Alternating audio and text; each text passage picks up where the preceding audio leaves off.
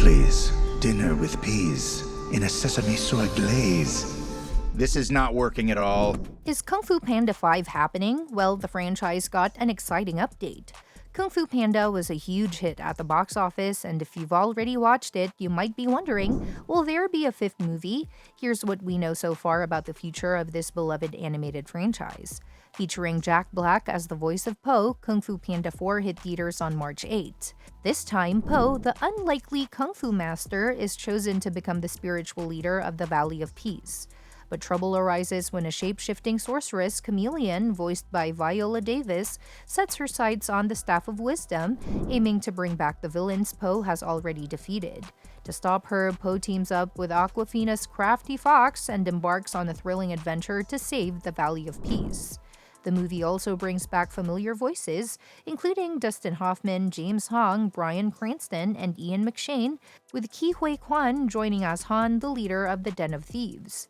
Kung Fu Panda 4 crushed it at the box office, raking in $547.7 million worldwide on an $85 million budget.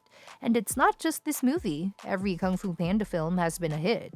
Altogether, the franchise has pulled in a massive $2.36 billion against a combined budget of $510 million. So what are the chances of a fifth movie? Pretty high. With Kung Fu Panda 4's big success, the film's director just shared an exciting update about the future of the series, including what we might see in Kung Fu Panda 5. Director Mike Mitchell recently told The Direct that he'd love to make another movie, and if it happens, The Furious 5 would take center stage. As for what the next movie could be about, Mitchell hinted at an interesting plot point from Kung Fu Panda 3 that might come into play. This is my very strange, weird, nerdy wish, but in Kung Fu Panda 3, which I executive produced, a guy came up with a gag, and it's in the film where Po looked up and hanging on the wall, he's like, oh my god, it's Master Dolphin's armor, and you see this dolphin armor that's hanging up on the wall, and that just blew my mind. I was like, there's a whole underwater world for Kung Fu Panda? The director also mentioned that he'd love to bring more aquatic animals into the Kung Fu Panda universe in the future. Is there an ocean with, animals that are fighting kung fu?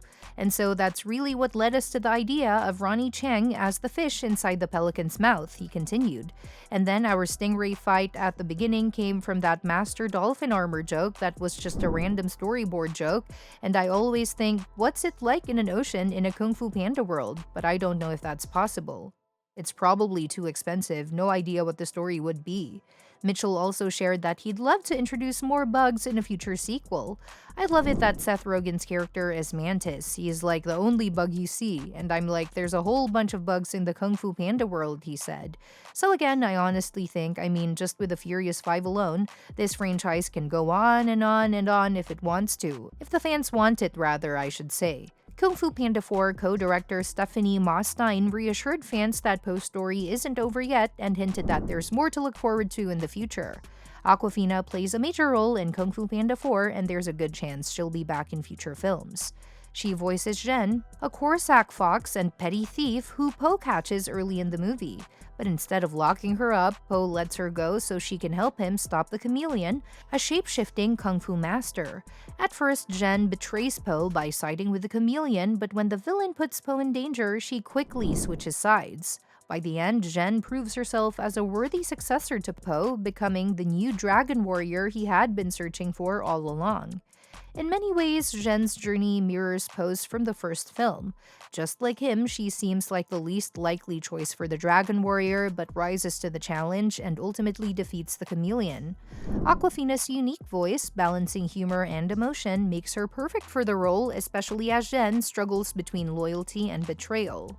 One of the biggest highlights of Kung Fu Panda 4 is the dynamic between Po and Zhen. Jack Black and Awkwafina have fantastic chemistry, making their interactions fun and fast-paced. While most of their voice work was recorded separately, they did get to record together for a day, an experience Awkwafina fondly recalled on The Kelly Clarkson Show. She said, I understand why it is isolated because he's so funny, and he goes so like, she said, I understand why it is isolated because he's so funny, and he goes so like, he gives it all, dude. I think I was laughing, and it was like I'm ruining the take, probably. But yeah, I don't think it's good to do animation with one mic and like the whole cast doing it like the Bee Gees or something, you know? If Kung Fu Panda 5 happens, Zhen is almost guaranteed to return as the new Dragon Warrior. She might even take the lead this time. Po could still be around, possibly stepping into Master Shifu's role as her mentor. Plus, Kung Fu Panda 4 hints at the potential Furious 5 spin-offs that could include Zhen, so it's pretty safe to say this isn't the last we've seen of her or Aquafina in the franchise. One of the things I missed most in Kung Fu Panda 4 was the Furious 5. They've always been one of my favorite parts of the franchise, but this time around, they were barely in the movie. That said, Kung Fu Panda 4 did set up 5 potential spin-off stories for them, and I'd love to see any of them happen. Since the beginning, the Furious 5, Tigress, Monkey, Viper, Mantis, and Crane have been a core part of the series. They went from doubting Po as the Dragon Warrior to becoming his closest friends and allies.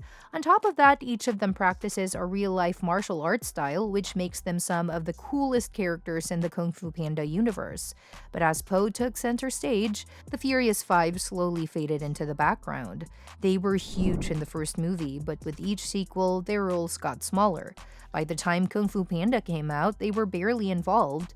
I think it's time the franchise brings them back as main characters. Luckily, even though they had the least screen time in this film, it also set up the perfect way to refocus on them.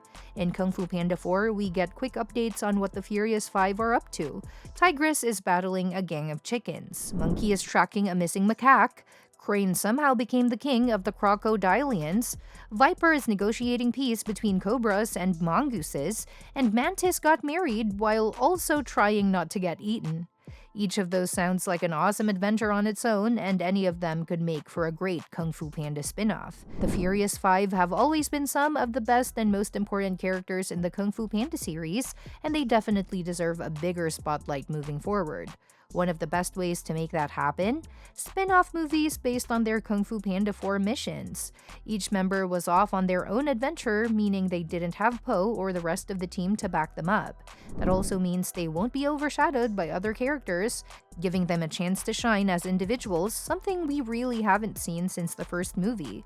I'd love to see those stories play out on screen, and there's a solid reason why they should happen before Kung Fu Panda 5. The Furious 5 do show up briefly in the credits of Kung Fu Panda 4, returning to the Jade Palace to help Po train Zhen. That means they wrapped up their missions before the next chapter of the story begins.